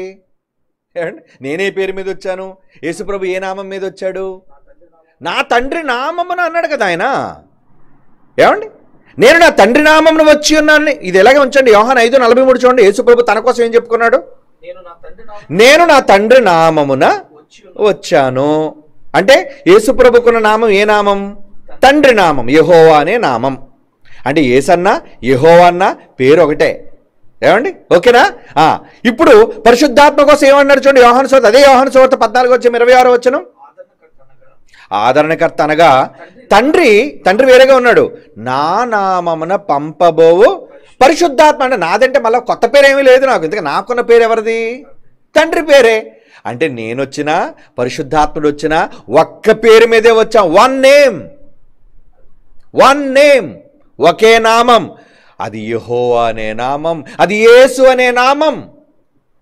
అందుకే కొలసీ పత్రిక, ఫిలిప్పీ పత్రికలో మనం చదివితే ఒకే ఒక నామములో రక్షణ, ఈ నామములో తప్ప మరి ఏ నామములోనూ రక్షణ లేదు అని వాళ్ళు ఎందుకు ప్రకటించారు తెలుసా? ఒక్కడని కాదు, అక్కడ ముగ్గురు ఉన్నా ముగ్గురు ఉన్నది, మా ముగ్గురు పెట్టుకున్నది వన్ నేమ్, ఒక పేరు. అదండి భావం. ఎంత స్పష్టంగా ఉందండి బైబిల్లో ఈ మాటలన్నీ మనకి. కానీ అందులోకి కనబడదు. చూస్తారా ఫిలిప్పీ పత్రికలో ఏ నామం అంటున్నాడు చూడండి. ఏ నామమున రక్షణ? అపోస్తుల కార్యాల్లో వాళ్ళు ఇచ్చిన బాప్తిస్మం ఏ నామములో రక్షణ? ఇవన్నీ మనం చూడగలిగితే ఎవరి నామం? యేసునామం. అంటే యేసునామం ఎవరి నామం? యేసునామం తండ్రి నామం. పరిశుద్ధాత్మ నామం ఎవరి నామం? అది యేసునామమే. నా నామమున పంపబో పరిశుద్ధాత్మ. అంటే యేసన్న, పరిశుద్ధాత్మన్న, యెహోవా అన్న, తండ్రి, కుమారుడు, పరిశుద్ధాత్మ, వీళ్ళు ముగ్గురిది ఒక్క నామం, వన్ ఫ్యామిలీ. కాబట్టి ఒక్క పేరు, పేరొక్కటి కాబట్టి మనుషులు ఒక్కడనుకో, పేరొక్కటి కనుక ఒక్కడే అనుకో. అలాగనుకుంటే ఆయన పేరు మనకే ఉంది, మనం వేరుగా లేమా? పేరు పెట్టబడింది, అలాగే విడిగా ఉన్న కొడుక్కి పేరు పెట్టబడింది. ఏమండి? అందుకే ఏ నామములో రక్షణ అన్నాడు? ఆకాశమందు ఏ నామములోనూ మీకు రక్షణ లేదు, మరి ఎవని వలన మీకు రక్షణ రాదు? ఈ నామమున. యోహాను అపోస్తుల కార్యాలు 4:12 చూడండి. అపోస్తుల కార్యములు 4:12 అండి. మరి ఎవని వలన రక్షణ లేదు? ఏ పేరులోనూ రక్షణ లేదు. ఈ నామం. ఏంటా నామం? ఆ రోజు వాళ్ళందరూ తప్పించి పిలిచి కొలిచిన నామం యేసునామం. మరి యేసునామం ఎవరి నామం? తండ్రి నామం. అది యేసు పేరు తండ్రి పేరండి. ఆ పేరులో ఉన్నది ఏంటి తెలుసా? ఇమ్మానుయేలు అన్నాడు. అంటే తన ప్రజలను వారి పాపముల నుంచి రక్షించువాడు, రక్షకుడు, రాజు, క్రీస్తు, అభిషక్తుడు. ఒకటి కాదని చాలా పేర్లు ఉన్నాయి ఆయనకి. మరి ఏ నామములోనూ రక్షణ లేదు. మీరు ఎవరెవరో దేవుళ్ళ పేర్లు చెప్తున్నారేమో, మనుషుల పేర్లు చెప్తున్నారేమో. భూమి మీద ఉన్న దేవుళ్ళు మనుషుల పేర్లు కాదు రక్షణ. మీకు రక్షణ రావాలి అంటే ఏకనామం, ఒక్క నామం. నామం ఒక్కటే, దేవుళ్ళు ఒక్కటి కాదు, నామం ఒక్కటే. మరి ఏ నామములు అంటున్నాడు అక్కడ? ఎవని వలన రక్షణ లేదు? ఈ నామమునని మనము రక్షణ పొందవలనని ఆకాశము క్రిందన మనుష్యులలో ఇయ్యబడిన మరి ఏ పేరులోను, ప్రసన్నబాబు అనే పేరులో రక్షణ లేదు, జార్జ్ అనే పేరులో రక్షణ లేదు, పాల్ అనే పేరులో రక్షణ లేదు. ఏమండి? ఫరో అన్న పేరులో రక్షణ లేదు, సైరస్ అనే పేరులో రక్షణ. ఇవి కూడా చాలా గొప్ప పేర్లే. ఏ పేరులోనూ రక్షణ లేదు. ఒక్క నామం. ఏంటా నామం? యేసుక్రీస్తు వారి నామం, ఆయనకు పెట్టబడిన తండ్రి నామం. కనుక ముగ్గురు పేర్లు ఒకటైనప్పుడు ఒక్క నామమే అని ప్రయోగించబడింది. అది నామము యొక్క పరమార్థం. ఇప్పుడు చదవండి మత్తయి సువార్త 28:19. మత్తయి సువార్త 28వ అధ్యాయం 19వ వచనం. మీరు వెళ్ళి సమస్త జనులు శిష్యులుగా చేయండి. తండ్రి ఉన్నాడు, కుమారుడు ఉన్నాడు. అందుకే పరిశుద్ధాత్మ ముగ్గురు పేర్లు చెబుతున్నాడు. ఒక్కడైతే ఒకటి పేరు చెప్పాలి, ఒక్కడే ఉన్నాడని చెప్పాలి. ముగ్గురు ఎందుకు చెప్పాలి? 3 వ్యక్తుల కోసం. తండ్రి యొక్కయు, కుమారుని యొక్కయు, పరిశుద్ధాత్మ నామములోనికి. ఎందుకంటే ముగ్గురిది ఒక్క పేరు, వన్ నేమ్ కనుక ఒక్క నామము అని చెప్పాడు. అది నామముల యొక్క అర్థం, పరమార్థం. ఒక్క పేరు అన్నాడు కాబట్టి ఒక్కడని కాదు. కనీస జ్ఞానం కూడా లేని మూర్ఖులు బైబిల్లో ఉన్న సత్యాన్ని వక్రీకరించి అపార్థం చేసి తండ్రిని తండ్రిగా, కుమారుని కుమారునిగా అంగీకరించకుండా ఎంతమందిని నాశనానికి, నరకానికి పంపిస్తున్నారండి. మరలా చెప్తున్నాను, ఎవరు తండ్రిని, కుమారుడు, పరిశుద్ధాత్మని విడివిడిగా ఒప్పుకోరో, ముగ్గురు దేవుళ్ళుగా వేరువేరుగా ఉన్నారు అన్ని కాలాలలో అని అంగీకరించారో, వాళ్ళకి వచ్చేది నిత్యాగ్ని దండన. ఏమండి మా ఊళ్ళు మరి అలాగని చచ్చిపోయారు, పోయారు నరకానికి, నో డౌట్. నువ్వు తర్వాత వెళ్ళి కలుసుకుంది కానీ నమ్మకపోతే. లేదు నమ్ముతావా? కమాన్ నమ్ము. తండ్రి వేరు, కుమారుడు వేరు. తండ్రిని కుమారుని ఒప్పుకుంటే నీకు నిత్య జీవం.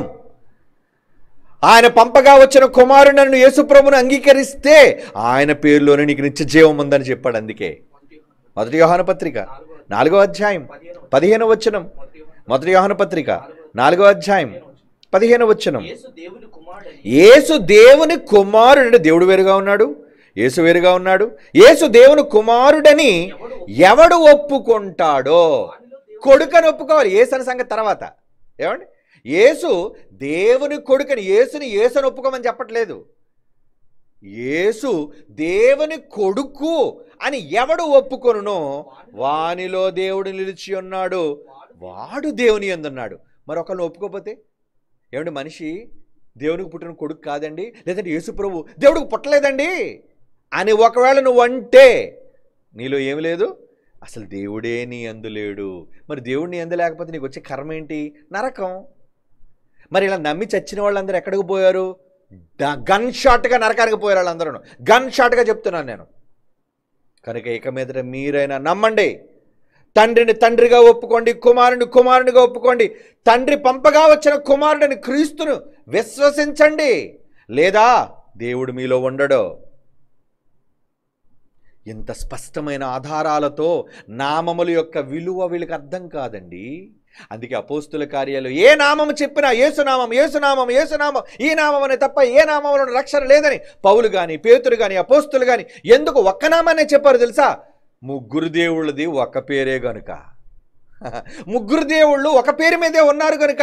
వాళ్లే కాదయ్యా, ప్రతి మనిషి నమ్మిన, ఆయనను రక్షకుడుగా అంగీకరించిన వాళ్ళందరూ కూడా ఆయన పేరు పెట్టబడిన జనాంగం కనుక. ఆయన పేరు మనకు కూడా పెట్టబడింది కనుక, అది దేవుడే ఒప్పుకున్నాడు కనుక. మీరిస్తే ఏంటి, మీరు ఒప్పుకుంటే ఏంటి, ఒప్పుకోపోతే ఏంటి? Don't care. మీరు ఒప్పుకోవాలా లేదా మీరు మాకైనా సిఫారసు ఇవ్వాలా, మీరేమైనా అంగీకార యోగ్యత పత్రం మాకు ఇవ్వాలా? మీ పత్రాలు చిత్రాలు మాకేం అవసరం లేదు. పొండి, గో టు హెల్, నరకానికి పొండి. ఎందుకంటే మేము అంగీకరిస్తున్నాం. దేన్ని అంగీకరిస్తున్నాం?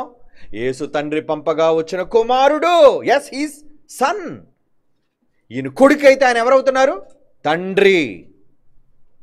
ఆయన తండ్రిగా ఉన్నాడు, ఈయన కుమారుడిగా ఉన్నాడు. ఆయన నామమే ఈయనకు వచ్చింది, ఈయన నామమే పరిశుద్ధాత్మకు వచ్చింది. ఒక్క పేరే, ఆ పేరే మనకి కూడా వచ్చేసింది. One name. ఒక్క పేరు కలిగిన వాళ్ళం మనమంతా, దేవుని పిల్లలారా. కనుక ఇక్కడ మనం ఆలోచించవలసిన విషయం, వాళ్ళు ముగ్గురుగా ఉన్నారన్న విషయాన్ని మనం గమనించగలగాలి. కొన్ని మాటలు చూద్దాం. లోకాసువార్త 11:13. లోకాసువార్త 11:13. పరలోకమందున్న మీ తండ్రి తన్ను అడుగు వారికి పరిశుద్ధాత్మని ఎంతో నిశ్చయముగా అనుగ్రహించును. పరలోకమందున్న ఏమండి మీ తండ్రి ఏమిస్తారట? తన్ను అడుగు వారికి పరిశుద్ధాత్మని ఎంతో నిశ్చయముగా అనుగ్రహించును యేసుప్రభు అన్నాడు. అంటే తండ్రి పరిశుద్ధాత్మ ఉన్నాడు, ఆయన్ని మీరు అడిగితే ఇస్తాడు అని యేసు అంటున్నాడు. ముగ్గురు కనబడుతున్నారా? తండ్రి, కుమారుడు, పరిశుద్ధాత్మ. ఎస్. అపోస్తుల కార్యాలు 2:33. ఏమండి? అపోస్తుల కార్యములు 2:33, కాగా ఆయన దేవుని కుడిపార్శ్వమున హెచ్చింపబడి యేసుప్రభు వారు పరిశుద్ధాత్మను గూర్చిన వాగ్దానమును తండ్రి వలన పొంది, పరిశుద్ధాత్మను గూర్చిన వాగ్దానం ఎవరి వల్ల పొందాడట? ఈయనగా తండ్రి వలన పొంది, మీరు చూచూచూ వినుచున్న దీనిని కుమ్మరించుచున్నాడు. ఇక్కడ కూడా చూడండి, తండ్రి, కుమారుడు, పరిశుద్ధాత్మ ముగ్గురు వేరువేరుగా మనకు కనబడుతున్నారు. 2 కొరింథీ పత్రిక 13:14 2 కొరింథీ పత్రిక 13:14 ప్రభువైన యేసుక్రీస్తు కృపయు, దేవుని ప్రేమయు, పరిశుద్ధాత్మ సహవాసమును మీ అందరికీ తోడేయుడునుగాక. ముగ్గురు కోసం ఎందుకు చెప్తున్నాడు? ముగ్గురు ఒక దేవుడైనప్పుడు నాటకాలు ఆడుతున్నాడు దేవుడు ముగ్గురుగా కనబడి? ముగ్గురుగా ఎందుకు కనబడాలి? ఒక్కడిగా ఉన్నప్పుడు ముగ్గురుగా ఉంటేనే ఆయన ముగ్గురుగా ప్రత్యక్షం కనబడుతున్నాడు. ఆయన మనుషులను మోసం చేయవలసిన అవసరతానికి లేదు. ఏమండి? కనుక ప్రభు అయిన క్రీస్తు కృప, దేవుని తండ్రి అయిన దేవుని ప్రేమ, పరిశుద్ధాత్మ దేవుని యొక్క సహవాసం ముగ్గురు ఏమండి మనందరికీ తోడుగా ఉన్నారు. ముగ్గురు. యోహాను సువార్త 15:26 చూడండి. యోహాను సువార్త 15:26 తండ్రి యొద్ద నుండి మీ యొద్దకు నేను పంపబోవు ఆదరణకర్త. తండ్రి యొద్ద, తండ్రి దగ్గర ఒక ఉన్నాడు ఆయన. ఏమండి? నేను వెళ్ళి ఆయన పంపిస్తాను అంటే అక్కడ ఉన్నాడనే కదా. నేను వెళ్తున్నాను, ఆయన పంపిస్తాను అనగా తండ్రి యొద్ద నుండి, తండ్రిలో నుంచి కాదు, తండ్రి యొద్ద, తండ్రి దగ్గర ఒక ఆయన ఉన్నాడు. తండ్రి యొద్ద నుండి బయలుదేరుతాడని స్టార్ట్ అవుతాడు. బయలుదేరు సత్యస్వరూపి అయిన ఆత్మ వచ్చినప్పుడు ఆయన నన్ను గూర్చి సాక్ష్యం ఇచ్చాడు. నేను ఎక్కడున్నాను? తండ్రి యొద్ద ఒకరు ఉన్నారు, పరిశుద్ధాత్ముడు. తండ్రి వేరేగా ఉన్నాడు. ఏంటి? తండ్రి, పరిశుద్ధాత్మ, భూమి మీద ఉన్న నేను. ఎంత స్పష్టంగా మాట్లాడుతున్నాడు ఆయన. ఏమండి? ఇంకొక మంచి మాట చూస్తారా? ఇంకొక మంచి మాట 2 యోహాను పత్రిక 1:3 2 యోహాను పత్రిక 1:3 సత్యప్రేమల మన యందుండగా, సత్యము వాక్యం మీలో ఉంటే, ప్రేమ మీలో ఉంటే, తండ్రి అయిన దేవుని యొద్ద నుండి, తండ్రి యొక్క కుమారుడకు యేసుక్రీస్తుని వద్ద నుండి, అంటే తండ్రి కొడుకు కాదా? కాడనే కదా. తండ్రి యొద్ద నుండి, అలాగే తండ్రి యొక్క కుమారుడకు క్రీస్తు. క్రీస్తు యొద్ద నుండి అనేనొచ్చు కదా. ఏమండి? తండ్రితో సమానుడు క్రీస్తు అయితే, తండ్రితో సమానమైన దేవుడు ఆయన పుట్టినవాడు కాకపోతే తండ్రి యొద్ద నుండి, మరొక దేవుడైన క్రీస్తుని వద్ద నుండి, మరొక దేవుడైన పరిశుద్ధాత్మని వద్ద నుండి అని చెప్పడానికి పరిశుద్ధాత్మ దేవుడికి బుర్ర ఖరాబ్ అయిపోయింది అనుకున్నారా ఏంటి? మీలాంటి దుర్మార్గులు ఉంటారని విడమర్చి చెబుతున్నాడు. రా సన్నాసులారా, మూర్ఖులారా, దుష్టులారా, సర్పసంతానమా. మరి అని మీ పేర్లే. ఎందుకంటే తండ్రిని అంగీకరించరు కదా, కుమారుడిగా అంగీకరించరు కదా. ఏమండి? ఈ దుష్ట సంతానం కనుక మీరు పిల్లలారా, దీన్ని అంగీకరించి మీరందరూ దేవుని పిల్లలుగా మారండి, దుష్టులుగా మారకండి. ఎంత స్పష్టంగా పరిశుద్ధాత్మ దేవుడు సర్వసత్యాన్ని రాయిస్తున్నాడు చూడండి. సర్వసత్యం. న్యూ టెస్టిమెంట్, మరలా చెప్తున్నాను, న్యూ టెస్టిమెంట్ సర్వసత్యము. ఏమంటున్నాడు? సత్య ప్రేమలు మన యందుంటే, తండ్రి అయిన దేవుని యొద్ద నుండి, తండ్రి యొక్క కుమారుడకు క్రీస్తునొద్ద నుండి. ఇంత క్లియర్గా చెప్పాలా? తండ్రి యొక్క కుమారుడకు యేసుక్రీస్తునొద్ద నుండి కృపయు, కనికరమును, సమాధానమును మనకు తోడుగును అంటున్నాడు చూడండి. తండ్రి వేరు, కుమారుడు వేరు అనే వివరణ మనకిస్తున్నాడు. ఇంకా యోహాను సువార్త 8:42 యోహాను సువార్త 8:42 చూడండి. యేసు వారితో ఇట్లనెను, దేవుడు మీ తండ్రి అయిన ఎడల, దేవుడు మీ తండ్రి అయిన ఎడల. యేసేమన్నాడు? దేవుడు, నేను కాదు, నేను మీ తండ్రిని కాదు. ఏమండి? ఫిలిప్పుని అడిగినప్పుడు తండ్రి నాకు చూపించమండి, నేనే తండ్రిని అన్నాడా? నన్ను చూస్తే తండ్రిని చూచినట్టే అన్నాడు. నేనే తండ్రిని అని చెప్పలేదు ఆయన అక్కడ. ఏమండి? కానీ ఇక్కడ ఏమంటున్నాడు? యేసు వారితో ఇట్లనెను, మీ దేవుడు మీ తండ్రి అయిన ఎడల మీరు నన్ను ప్రేమించరంటే మీరు కూడా నా తండ్రిని ఏమని అంగీకరించాలి? డాడీ అని అంగీకరించాలి. నేను దేవుని యొద్ద నుండి బయలుదేరి వచ్చి ఉన్నాను, నా అంతట నేను వచ్చి ఉండలేదు, ఆయన నన్ను పంపెను. అంటే పంపబడినవాడు ఎవరు? ఏమండి? పంపబడ్డం అంటే ఏంటి? ఏమండి? పంపించానండి అంటే ఎవరో పంపిస్తేనే కదా వస్తుంది. తండ్రే కొడుకుగా వచ్చాడు అనుకోండి, ఎవరు పంపితే ఎవరు వచ్చారు? తండ్రి ఉంటేనే తండ్రి కొడుకును పంపితే కొడుకు వచ్చాడు, కొడుకు వెళ్ళి పరిశుద్ధాత్మని పంపితే పరిశుద్ధాత్మ వచ్చాడు. అంటే పంపాలంటే పంపడానికి ఎవరో ఒకరు పంపించేవాడు ఉండాలో వద్దా? పంపాలి అంటే పంపించేవాడు ఉండాలా వద్దా? మూర్ఖులారా వినండి, బుద్ధిహీనులారా ఆలోచించండి. పంపాలి అంటే పంపేవాళ్ళు ఉండాలా వద్దా? లేదంటే పంపడం ఎందుకు? నేనే వచ్చి ఉన్నాను మీ దగ్గరికి అనాలి. నేను పంపబడి ఉన్నానని ఎందుకు చెప్పాలి? ఎవరో పంపించారు కనుకనే చెప్పాడు. ఏమండి, ఇదిగోండి మీకు ఈ ధనాన్ని ఇమ్మని, ₹1,00,000 ఇవ్వమని పంపారండి అంటే ఏంటి? ఎవరో ఇస్తే నువ్వు ఇచ్చావు. నువ్వు ఇచ్చినట్ట, పంపిన వాళ్ళు ఇచ్చినట్ట? నీకు డబ్బులు ఇచ్చిన వాళ్ళు తీసుకొచ్చి నీ చేతిలో పెట్టినవాడా, లేదంటే అది వాడి చేతిలో పెట్టి పంపించినోడా?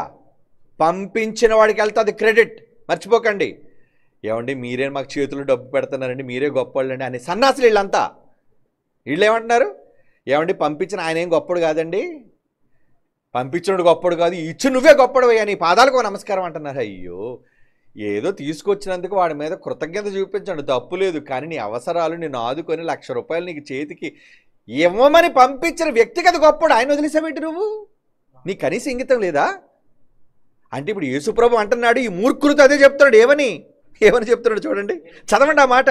యోహాను సువార్త 8:42 యేసుప్రభు స్వయంగా తన నోటితో ఒప్పుకుంటున్న మాట. ఏమని? యేసువారు తిట్లను, దేవుడు మీ తండ్రి అని ఎడల మీరు నన్ను ప్రేమిస్తారు. ముందు డాడీగా ఒప్పుకోండి. ఆయన నా ఒక్కడికే తండ్రి, నేనే తండ్రి అని చెప్పుకోలేదు ఆయన. నాకు తండ్రే, మీకు కూడా తండ్రే. నేను కొడుకునే, మీరు కూడా కొడుకులే. నాకు ఆయన పేరు పెట్టబడింది, మీకు ఆయన పేరు పెట్టబడింది. నేను దేవుని యొద్ద నుండి బయలుదేరి వచ్చి ఉన్నాను. బయలుదేరానండి. ఎక్కడి నుంచి బయలుదేరు? పరలోకంలో నా దేవుడి దగ్గర నుంచి బయలుదేరాను. ఆహా, నువ్వు వచ్చావు అక్కడి నుంచి, ఆయన దగ్గర నుంచి వచ్చావా? ఎస్, ఆయన దగ్గర నుంచే వచ్చాను. నా అంతటి నేను వచ్చేలేదు. ఏదో నేనేదో ఇష్టపడిపోయి ప్రజలందరినీ ప్రేమించేసి, నా తమ్ముళ్ళందరినీ నేను ప్రేమించి నేనేదో గొప్పవాడిగా మారిపోవడానికి నేను రాలేదు. నేను రావడానికి నన్ను తొందర పెట్టి పంపించిన ఒక తండ్రి ఉన్నాడు. నాయన వెళ్ళు, కొడుకును చూచి వెళ్ళు నాయన, నువ్వు వెళ్ళు. యేసుప్రభు ఇష్టపడి రాలేదు. యేసుప్రభు రావడానికి నిర్ణయించింది ఎవరు? దేవుడు. ఆయన వదిలేశారు. యేసు యేసు యేసు యేసు యేసు. ఓకే, యేసు వచ్చాడు, ప్రాణం ఇచ్చాడు. కానీ యేసు ప్రాణం ఇవ్వడానికి వచ్చినవాడు గొప్పవాడా, వచ్చిన వాడిని పంపినవాడు గొప్పోడా? అదే ఎంత ₹1,00,000 పంపించినవాడు కాదు గొప్పడు. వీళ్ళకి చేతికి తీసుకొచ్చి ఎవడిస్తే ఆడే గొప్పడు. ఆడ పాదాలు పట్టేసుకుంటారు వీళ్ళు. ఇక్కడ ఎంత స్పష్టంగా చెప్తున్నాడు, నేను దేవుని యొద్ద నుండి బయలుదేరి వచ్చి ఉన్నాను, నా అంతట నేను రాలేదు, నా క్రెడిట్ నాకు ఇవ్వకండి అంటే మీరు అపార్థం చేసేసుకుంటున్నారు. ఏదో నేనే గొప్పోడిని అనేసుకుంటున్నారు. నేనే గొప్పోడుగా మీరు అనవసరంగా అనుకోకండి. నన్ను పంపాడు ఒక ఆయన, నా అంతట నేను రాలేదు, ఆయన నన్ను పంపెను, ఆయన నన్ను పంపించాడు. ఎంత స్పష్టంగా. తెలుగు కూడా రాని దౌర్భాగ్యులండి వీళ్ళు నిజంగా తెలుగు బడిలో కూడా సరిగ్గా చదివి ఉండరండి. అది చెప్పాను కదా, ఎండాకాలపు చదువులు దుంపల బడికి వెళ్ళినా వీళ్ళు ఎవరనుకున్నారు? రోడ్ల మీద ఆవారాగా తిరిగి ఏ చదువు ఎక్కని సన్నాసి వీళ్ళు. బైబిల్ ఇంత స్పష్టంగా తెలుగు భాషలో దేవుడు రాయించిన ఒకటి కాదు, ఎన్ని మాటలు. అందుకే ఈ దొంగల మాటలు నమ్మకండి. ఇంకా ఆయన నన్ను పంపించాడు. ఏమండి, యోహాను సువార్త 12:49 ఇయాల అనగా అంతటి నేను మాట్లాడలేదు. మరలా నేను పంపాడు ఆయన. ఓకే, మాటలన్నీ నావేనేసుకుంటారా? ఏమండి, ఆయన పంపించేశాడు కాబట్టి నేనే వచ్చేసాను, నేనే పెద్ద కాలు ఎగరేసి నేను గొప్పవాడిని, నా మించినోడు లేడని మనమైతే అలా చెప్పుకున్నాం దొంగోళం కాబట్టి. కానీ యేసు ప్రభు అలా తన గొప్పతనాన్ని తనకు ఆపాదించుకోవట్లేదు. ఏమన్నాడు చూడండి ఆయన, యోహాను సువార్త 12:49 ఇయాల అనగా నా అంతట నేను మాట్లాడలేదు. నేను ఏమనాలో, అసలు ఏం మాట్లాడాలి, నేను నోరిప్పేమని మాట్లాడాలంటే నాయన అక్షరం పలుకు అని నాకు చెప్పిన వాడు, దానిని గూర్చి నన్ను పంపిన తండ్రియే నాకు నేర్పించడం మాత్రమే కదా, కమాండ్, ఆజ్ఞించాడు. చెప్పో ఇది తండ్రి ఆజ్ఞాపిస్తారు కదండి కొడుకుని. ఏమండి, మరి తండ్రి అయిన దేవుడు యేసుప్రభు సమానుడైన దేవుడు అయితే ఆయన ఈయనకి ఆజ్ఞాపించడం ఏంటి? నాకు ఆజ్ఞాపిస్తాడు, నేనెవరు అనుకున్నావు? నీతో ఈక్వల్ గాడ్. నేను వెళ్ళిపోయి సిలువ ఎక్కాలి, ఏది నువ్వు వెళ్ళి చూద్దాం, నన్ను వెళ్ళమంటావేంటి అంటే నేను వెళ్ళి బాధలన్నీ అనిపించేయాలా, నువ్వెందుకు వెళ్ళావు అని సమాన దేవుడైతే అడుగుతాడు. కానీ కొడుకు అయితే, నాన్నగారు మీరు చెప్పారు కదండి, మీరు నాకు జన్మనిచ్చారండి, నేను వెళ్తానండి. లోబడ్డం. ఏమండి, ఏలయనగా నా అంతట నేనేమీ మాట్లాడలేదు, అని ఏమనవలను ఏమి మాట్లాడవలను దాన్ని గురించి నన్ను పంపిన తండ్రియే నాకు ఆజ్ఞాపించి ఉన్నాడు. ఇంత స్పష్టంగా యేసుప్రభువు నేను పలికిన మాట కూడా నాది కాదు, ఆయనది. ఆయన పంపగా ఆయన యొద్ద నుండి బయలుదేరి మళ్ళీ ఆ మాట కూడా ఉండాలా, ఆయన యొద్ద నుంచి వచ్చాను కూడా, ఆయన యొద్ద నుండి బయలుదేరి వచ్చాను. ఆయన దగ్గర నుండి స్టార్ట్ అయ్యి ఇక్కడికి వచ్చాను నేను. అంటే ఆయన ఉన్నాడు, నేను ఉన్నాను. ఈ ఏకత్వంలో బహుళత్వంలో ఏకత్వం బైబిల్లో ఎక్కడ ఈ పదాలు కనబడవు. ఏమండి ఉండవు. అబద్ధాన్ని ప్రజల మధ్యకు చొప్పించి మోసగిస్తున్నారు. జాగ్రత్త, ఈ దొంగల మోసాలలో పడి నరకానికి పోకండి మీరు. అదొక వార్నింగ్ లాంటిది, దేవుడు చెప్పాడు. ఏమండి మొదటి పేతురు పత్రిక 1:12 పరలోకము నుండి, మొదటి పేతురు పత్రిక 1:12 పరలోకము నుండి పంపబడిన పరిశుద్ధాత్మ వలన సువార్త ప్రకటించబడి. పరిశుద్ధాత్మ ఎక్కడి నుంచి వచ్చాడు? పరలోకము నుండి అంటున్నాడు. చూడండి, యోహాను సువార్త 13:16 నోట్ చేసుకోండి ఇవన్నీ. పంపబడిన వాడు తన్ను పంపిన వాని కంటే గొప్పవాడు కాదని మిమ్మల్తో కన్ఫర్మ్గా చెబుతున్నాను. ఇప్పుడు జాగ్రత్తగా వినండి ఈ మాట. ఏమండి పంపబడిన వాడు అంటే యేసు పంపబడ్డా? ఓకే. పరిశుద్ధాత్మ పంపబడ్డా? మరి ఇప్పుడు ఇందాక మొదటి పేతురు అదే కదా, పరలోకం నుండి పంపబడిన పరిశుద్ధాత్మ చదివారా లేదా? యేసు పంపబడినవాడే, పరిశుద్ధాత్మ పరలోకము నుండి పంపబడినవాడే. అంటే వీళ్ళిద్దరు పంపబడిన వాళ్ళేనా? ఎస్. అంటే వీళ్ళిద్దరు పంపబడిన దేవుళ్ళు అయితే ఈ పంపబడిన దేవుళ్ళకు సుప్రీం ఉన్నాడు, ఒక హెడ్. ఎవరు? ఆయన ఏమన్నాడు చూడండి, అది యేసే ఒప్పుకున్నాడు. యోహాను సువార్త 13:16 పంపబడిన వాడు తన్ను పంపిన వాని కంటే గొప్పోడు కాడు. ఇప్పుడు చెప్పండి, యేసు తండ్రి కన్నా గొప్పోడా? యేసు యెహోవా కంటే గొప్పోడా? కాడు. పరిశుద్ధాత్మ దేవుడు యెహోవా కంటే గొప్పోడా? కాడు. ఎంత స్పష్టంగా ఉందండి. ఇప్పుడు ఈ మాట తట్టుకోలేరండి వాళ్ళు. సమానమైన దేవుళ్ళు, ఒకే నామం, వాళ్ళకే ఉంది. వీళ్ళకి బైబిల్ అదే తెలుసు, వాళ్ళకే ఉంది పేరు, ఇంకెవరికి లేదని తెలియదు వీళ్ళకి. మనకు కూడా ఉందని తెలియదు వీళ్ళకి. ఏమంటే ఈరోజు ఫ్యూజులు ఎగిరిపోతాయి చాలామందికి. ఎందుకంటే బైబిల్లోని నిజాలు, వాస్తవాలు, వ్రాయబడిన సత్య సంబంధమైన మాటలు ఇవి. ఆయనే అంటున్నాడు, పరిశుద్ధాత్మ పంపబడ్డాడు, నేను పంపబడ్డాను. మన పరలోకం ఉందని తండ్రి పంపబడ్డా? యెహోవా పంపబడినవాడా? ఆయన ఎవరు పంపారు? పంపితే ఆయన గొప్పడవుతాడు. యెహోవాను పంపినడు గొప్పడవుతాడు, కానీ యెహోవాను ఎవరు పంపలేదు, ఆయన ఉన్నాడు. కనుక ఇప్పుడు ఫాదర్ సుప్రీం కాదు, అందుకే ఆ పేరు మొదటే పెట్టారండి. ఫాదర్ ఈజ్ సుప్రీం అంటే ఆయన పంపించినోడు. ఇప్పుడు చెప్పండి, తండ్రి గొప్పోడా, కొడుకు గొప్పోడా? కొడుకులు గొప్పోరా? తండ్రి గొప్పోడా? పరిశుద్ధాత్మ యేసు ప్రభు కొడుకులు గొప్పోళ్ళా? గొప్పోడు తండ్రే అని యేసే ఒప్పుకున్నాడు. నీకేంటి బాధ? మేము పంపబడిన వాళ్ళని పంపించినోడు ఉన్నాడు, మేము పంపబడిన వాళ్ళని పంపించిన వానికంటే గొప్పవాళ్ళం కాదు అని అంగీకరిస్తే ఏమండి బైబిల్ తీసుకొని లెంపలు వేసుకోవాలి ఇప్పుడు వీళ్ళందరూ కూడా. ఏమండి సమాన దేవుళ్ళేరా నాయన, మీ చదువు తగలట్ట. ఏమండి ఒక మాట పట్టుకొని ఏమండి వేలాడే ఈ మూర్ఖ జనం సమానత్వాన్ని దేవుడు ఇచ్చాడు. దేనికి సమానులు? ఇటు కన్నందుక? యెహోవాల కన్నాడా వీళ్ళందరూ? లేదే. ఏమండి పరిశుద్ధతలో సమానులు, పిల్లలుగా తనతో సమానంగా కూర్చోబెట్టుకున్నాడు. తండ్రి ఇచ్చాడు అధికారం, ఆ మాట కూడా బైబిల్లో ఉంది. అధికారము పొందాము, సమస్తమును నా తండ్రి చేత నాకు అప్పగింపబడింది కాబట్టి నాకు ఈ కుర్చీ ఉంది ఈరోజు. కనుక ఇప్పుడు చెప్పండి, యోహాను సువార్త 13:16 మరలా ఈ మాట చదువు ముగించుకుందాం. పంపబడినవాడు తను పంపిన వాని కంటే గొప్పవాడు కాడు. అంటే ఇప్పుడు పంపిన ఎవరు గొప్పోళ్ళు? దేవుడే, తండ్రి అయిన దేవుడే. ఏ దేవుడు? యేసుప్రభు కూడా దేవుడే, ఒప్పుకుంటాం మనం. కానీ వీళ్ళు అన్నారు చూసారా, యేసుప్రభు చిన్న దేవుడు, ఏమండి తండ్రి అయిన దేవుడు పెద్ద దేవుడు. అవునురా, తండ్రి అయిన దేవుడే పెద్ద దేవుడు, గొప్ప దేవుడు. తండ్రి పంపగా వచ్చిన ఇద్దరు దేవుళ్ళు దేవుళ్ళే, కానీ పంపబడిన వాళ్ళు కాబట్టి పంపిన వాళ్ళ కంటే గొప్పవారు కాదు. ఏమండి తండ్రి నాకంటే గొప్పవాడు. ఎక్కడుందా మాట? యోహాను సువార్త చూడండి 14:28. యోహాను సువార్త 14:28. నేను వెళ్ళి మీ వద్దకు వస్తాను, మీతో చెప్పిన మాట మీరు విన్నారు కదా. తండ్రి నాకంటే గొప్పోడు. తండ్రి నాకంటే గొప్పోడు, మేము పంపబడ్డామయ్యా, ఆయన పంపాడయ్యా, పంపినోడు గొప్పోడు. ఇప్పుడు చెప్పండి, ఎవరు గొప్పోళ్ళు, ఎవరు పెద్దోళ్ళు, ఎవరు ఉన్నతులు, ఎవరు సుప్రీం? యేసైనా పరిశుద్ధాత్మైన తండ్రికి లోబడాలి. ఇది శాసనం. నువ్వు ఒప్పుకుంటే అంత, ఒప్పుకోకపోతే పో. నేను ఎవడ బతిమాలడు. ట్రూత్. ఒరే 2 2 4 అని చెప్పాను రా, నేను 5 అంటానంటే పో. నాకు ఈ బడొద్దంటో పోరా, పో. నేను ఎవడ బతిమాలట్లేదు ఇక్కడ ఎవడను. ఫ్యాక్ట్ చెబుతున్నాం.